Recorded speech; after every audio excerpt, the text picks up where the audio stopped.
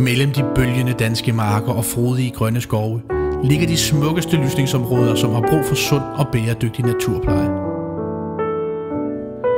I den danske kvægavl er der en naturlig overproduktion af tyrekalve, som fra naturens side er ideelle, sunde, bæredygtige naturplejere.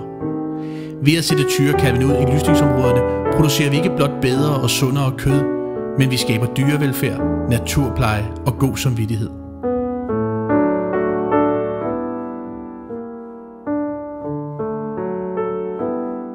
I malkekvægsproduktionen, der har du en utilsigtet og egentlig uønsket overproduktion af tyrekalve.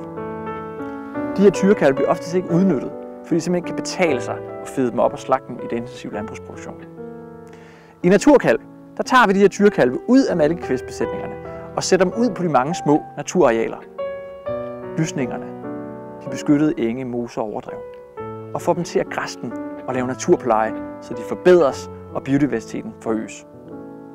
Mens de går og laver den her naturpleje, så spiser de et meget naturligt og varieret græs- og urteflora.